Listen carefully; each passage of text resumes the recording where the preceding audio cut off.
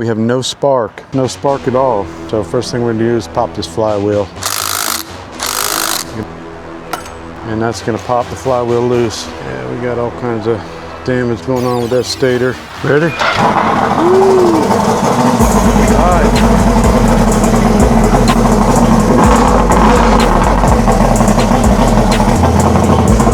Hey guys, so once again, welcome to my shop. I want to start recording. How do you know if it's recording?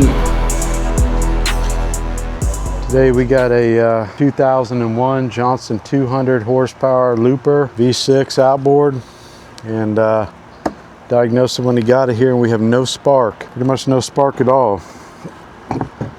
We've disconnected our shift interrupt switch, disconnected and checked the grounds, cleaned the grounds. I ran it off of my harness so that I could isolate the boat, and disconnected the kill wire. We still have no spark. This power pack, I believe, was not that old, and when I looked up underneath here under the flywheel, I noticed that some of the magnets were actually out of position and loose. They're going to need to be epoxied back in, and I can also see that something's melting down. It's either the stator or the timer base. So the first thing I'm going to do, without running a DVA or trying to diagnose this, is pop this flywheel, because this flywheel is going to need to be repaired and it's going to need to set up. So I'd like to repair that first so that we've got the epoxy on there and I'm letting the magnets set. That way at the end of the day I can run this thing. I'm going to guess it's the stator melted down, or the stator is what's bad, simply by how much melting is going on in there. But we'll know more once we get in there. So first thing we're going to do is pop this flywheel. Okay, so these are the tools I like to use to pop this flywheel. I got a 1.5 inch socket here that should pull the nut off the top. I got a standard 3-jaw puller, and I got some Johnson evinrude head bolts that usually thread down, and they're pretty nice.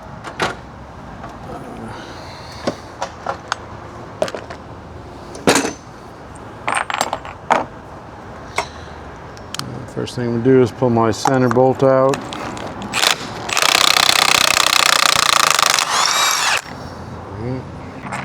The bolts I'm using are fairly short, so we'll see if we can get it fairly flush on there, and run them down a little bit. You don't want to run them super far, at least a 1/2 inch or so, but don't run a 2-inch bolt down in there. You want them all to be run pretty even.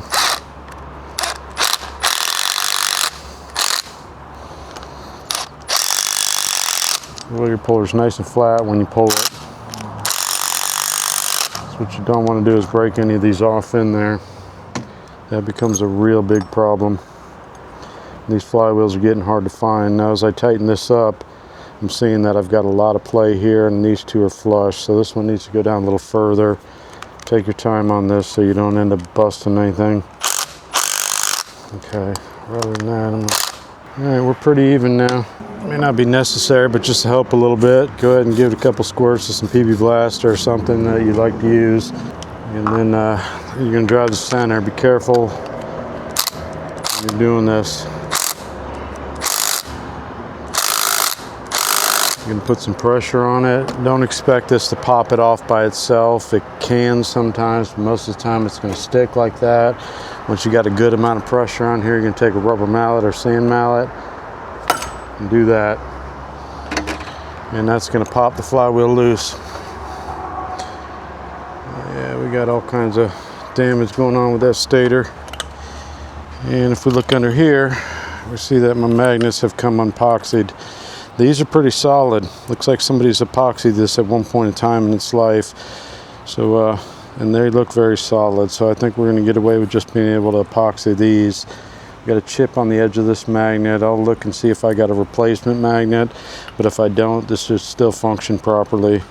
I just prefer it not to be chipped. It's going to be our next step, is epoxying this flywheel, and I'll show you how to kind of space these out and get a clean surface so that the epoxy will hold.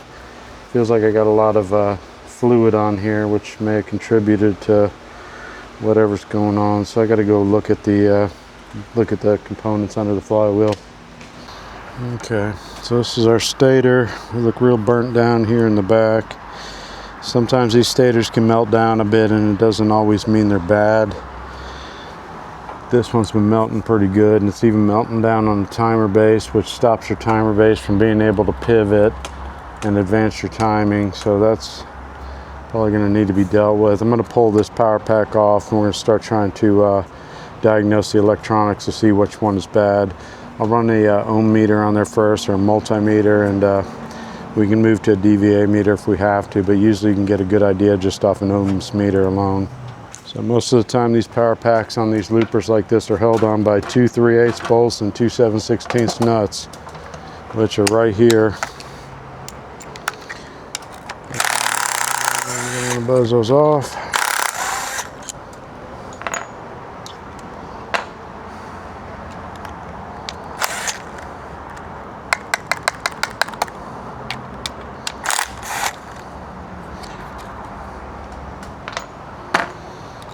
So pop our power pack up, kind of roll it back. There ain't a lot of clearance on these things. They're very congested the way they put these together. Timer base looks kind of clean on here. Not sure if anybody's ever replaced it at one point in time, but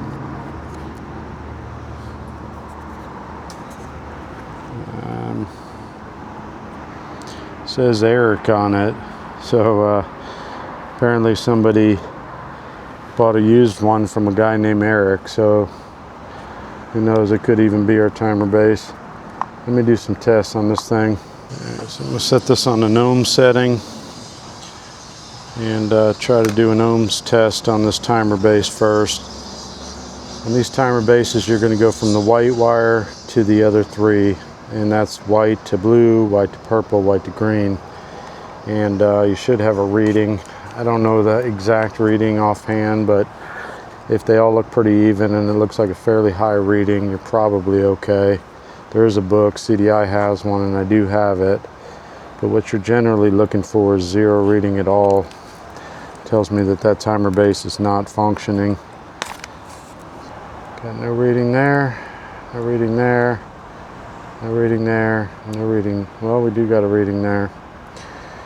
1.6, 1.2, that's the actual ground to ground. So I've got no reading on any of the other three on this one at all. We got a 0 reading on this side of the timer base. So I'm going to go to the other side of the timer base. As bad as this stator looks, it's good chances the timer base is the issue. But the way the stator looks, I'm definitely going to do the stator as well while I'm here. It doesn't make any sense to leave it. So yep. Alright, so I don't have any reading at all. So it looks like our timer base is our culprit. And from looking down on it, I see the name Eric carved in it. So maybe it was an eBay item or something like that at one point in time. And it is definitely bad. This stator is melted like crazy. So we're going to do a stator and a timer base on this. I don't think this power pack is real old. I don't know the exact date, but I do recall them saying at one point in time they did a power pack, and I don't think it was that long ago. So stator and the timer base is what's going to get replaced on this. So I'm going to go and look up parts and check availability and price and get an okay from the customer, and that's what we're going to be doing today. Okay guys, so I'm back. I've cleaned this flywheel. Took a wire brush in here, got all the old epoxy off, things like that. And a razor blade and scraped them down. And I've got both the magnets clean, and I picked up a 2-part epoxy kit.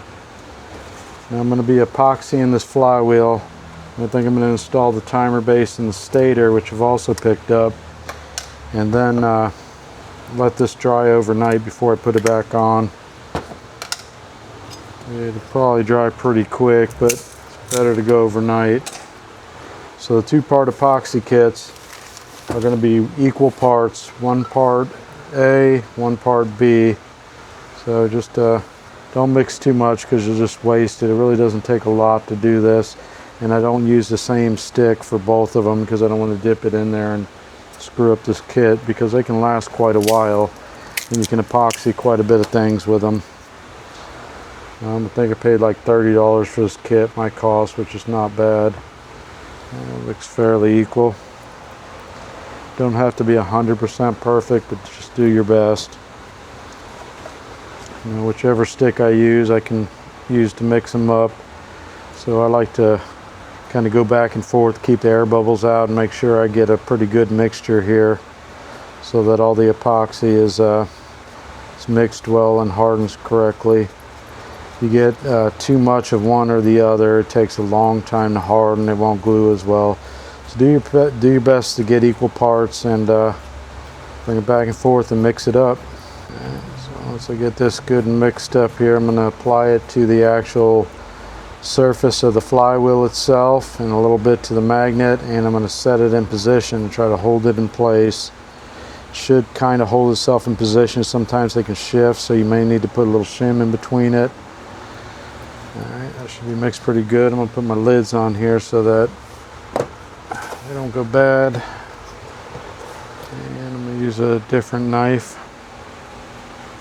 Something a little flexible sometimes helps. You don't want too much on here also.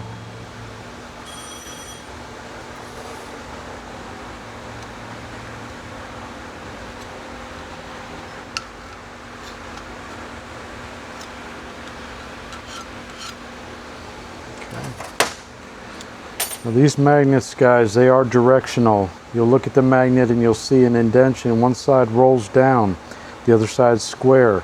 If you turn one of these magnets in the wrong orientation, your engine will not have spark. It's very important for these engines, these magnets to all go the same orientation. On here, the left side all the way around is where my indention's at. So my left side is going to go right here on this. This is a very important step. Do not miss it. Your engine will not run correctly.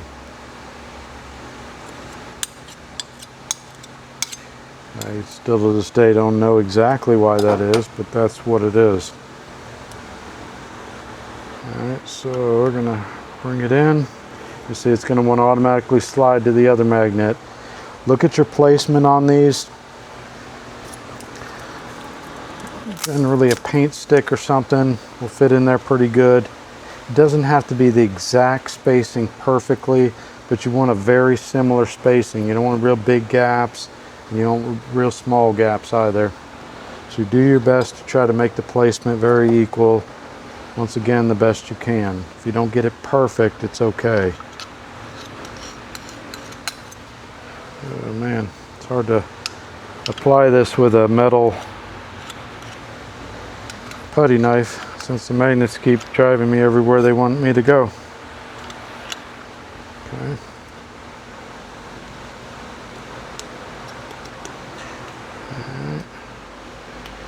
Nice little decent layer on there. Once again, you want your angles of the magnets to go the same direction. And bring it down. I'm going to use a couple 3/8 bolts to do this. And if you use a bolt or something inside of here, make sure they don't harden up with this still in here.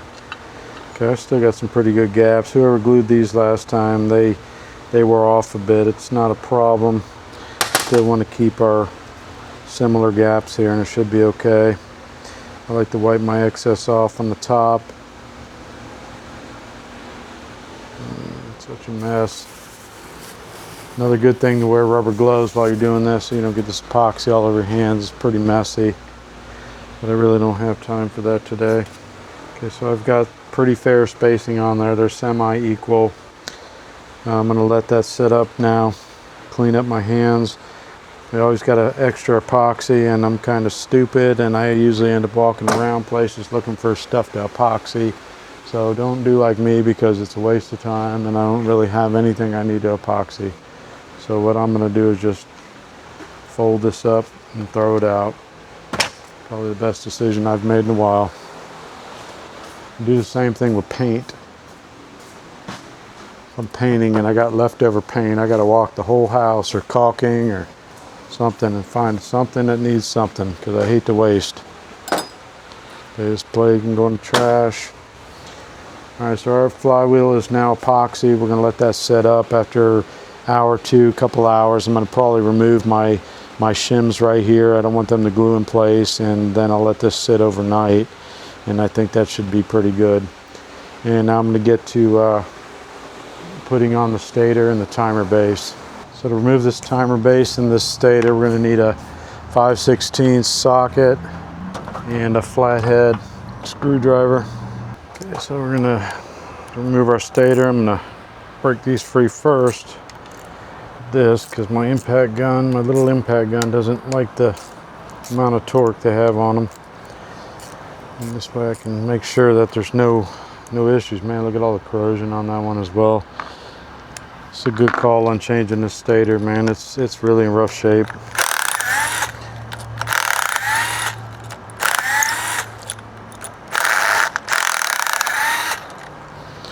Alright. Stator will pick up now. When you do this, you're gonna have to use caution, because right underneath here, these tabs hold the stator wires. These are your AC current wires to the voltage regulator. And up front we have our quick start wires that are underneath the other tab. Those are going to be fed through here. You're going to follow them back. This gets unplugged. So we can get that out of there hopefully. Alright. And now we're back here. These are our stator leads to power the power pack. And under here is our plug for the voltage regulator. So we're also going to have to remove this cap here so that we have access to this. These are going to be 2 7/16 double-sided bolts. Very important when you put all this back down not to crimp the wires in this stuff. It's very easy to do. Alright, so here is our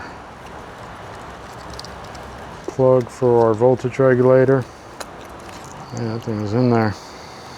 I don't know if it got hot and melted itself in there, but it's usually a little easier than this. Sometimes things go smooth, sometimes they don't.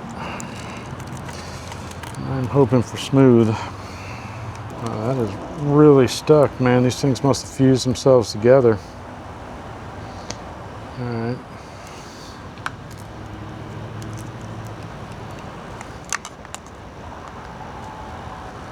Mess up the plug for the voltage regulator.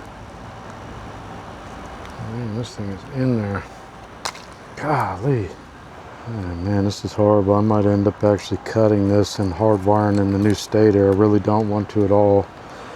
So I'm going to continue to try this. So we know the stator's bad already, so I can cut these. And at this point, this plug is getting pretty screwed up. So I cut these as well. Okay, this stator is garbage, as you can see. Severely melted down. We got corrosion building up on the coils right there. Looks like that wire might even be burnt. This thing's nasty. I've set it here simply to show the customer. Alright, let's go remove our timer base.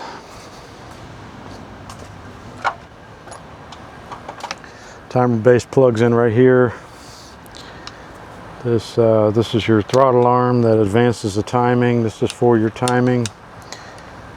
And this should have a couple nubs like that. And then right here, these flathead screws are what hold it down.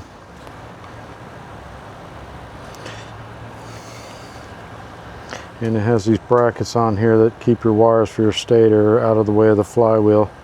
Let's pull these off. There's 2 of them. Okay, should get those removed. Timer base should come up. Now, there's a lot of melt down here, but at the same time it's not in here. If you have a lot of melt down inside of here, you're going to need to clean that out so that your timer base slides freely. You don't want it to stick. It won't advance your timing. So I'm going to wipe that out, and we're going to put the new timer base. And I've actually got a factory Evinrude Johnson timer base. I like them. I think they work well. Getting hard to find. Worst part, it's blue, so it's probably made by CDI. Now, there's parts on this timer base you're going to want to transfer from the old one. This grommet here for the lever, and this sleeve underneath here that the ring slides on. So to get this out of here, you're going to squeeze these in a little bit and pull on this. It should come out. Should also be another sleeve around this that you may have to put in as well. I haven't snapped one in for a while, so can't tell you exactly what we need to do. till I get there.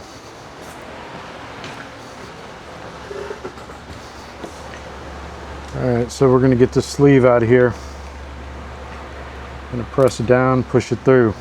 To do that, there's another ring on here that we also need to get out. This comes in from the bottom. So once you're able to get this out of here,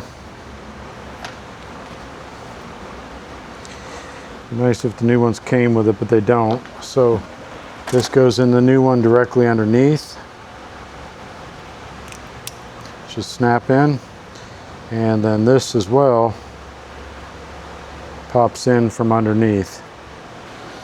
And then we're going to put our ring back on. And this is going to go under here like this. Sorry, like this. And it'll snap in this groove right here. Alright, there's our timer bases assembled. And set our timer base in. The timer base goes with this side down here to plug into your throttle arm. And it should sit right down in there. You want to start putting your throttle arm in at the same time. That way you're not fighting it later. It's got to line up underneath here. So when you get it right, it should line up so that when you press it in, it can lock onto the arm. You'll know when it's right. You'll see it up through the top there. So we're on there. We are back in our ring. So now we should be able to rotate as needed. So now let's put our hold downs back in. So underneath these hold downs is a blade, and this blade goes over that black plastic swivel base you put in so that it helps to hold this timer base down. These brackets here don't hold it down, they just hold the wires out of the way of the flywheel. So you're going to want to place all that in there, make sure your blades are underneath it.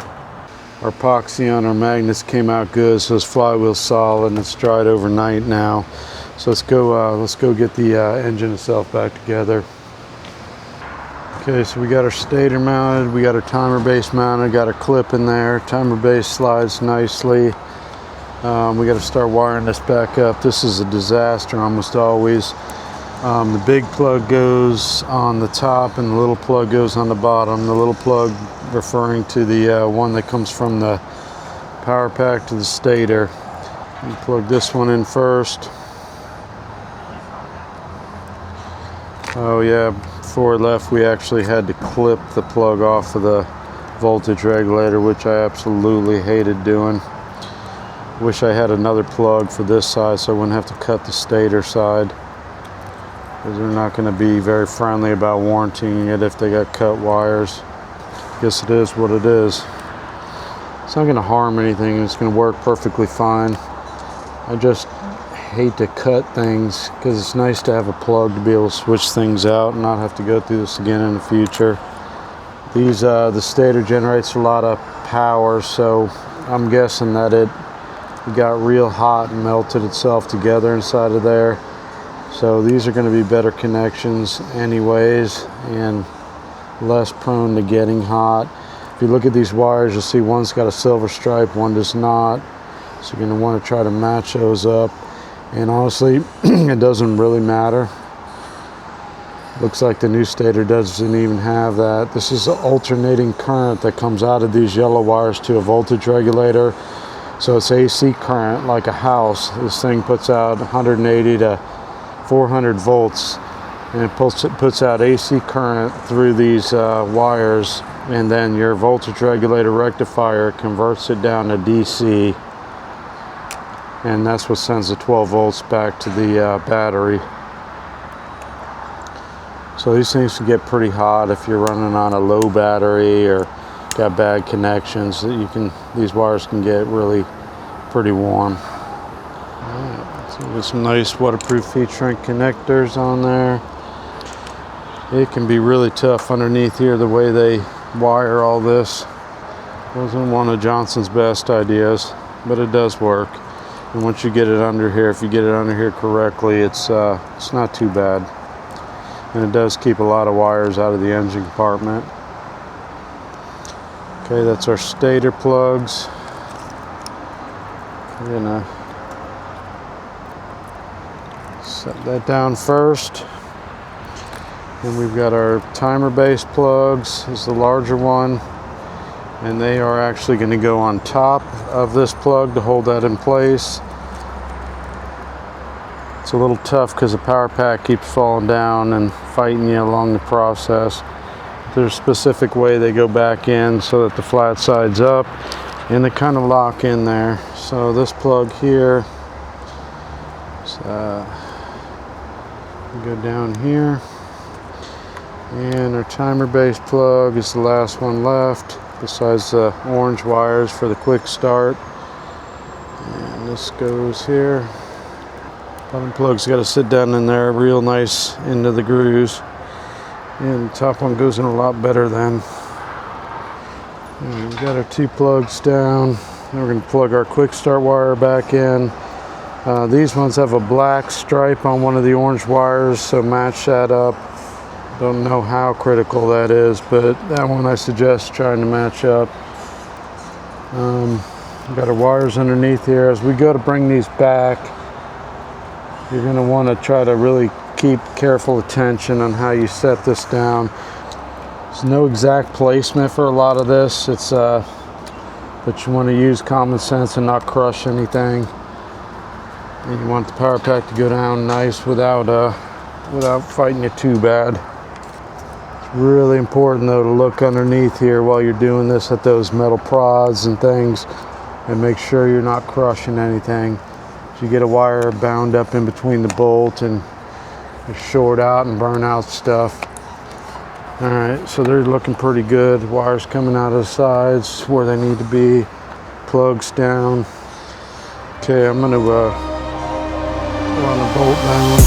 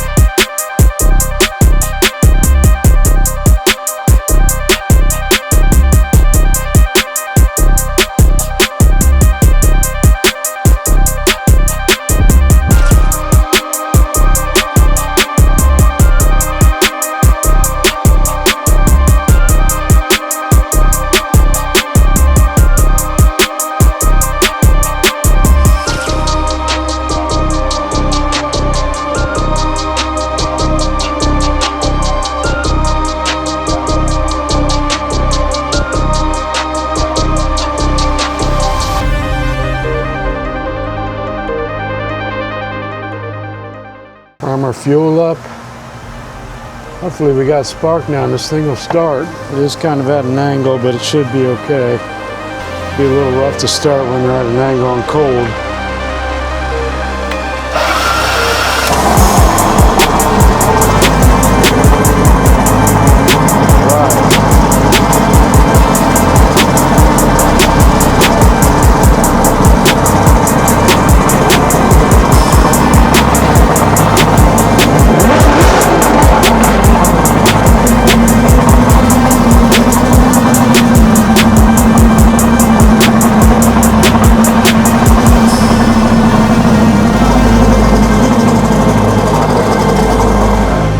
A Happy Johnson.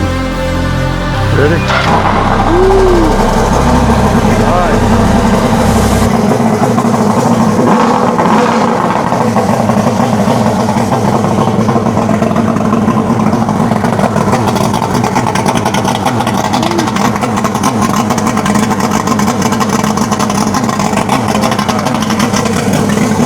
Get the hood back on this thing and let it get back to the lake and go fishing, or to the bay or to the ocean.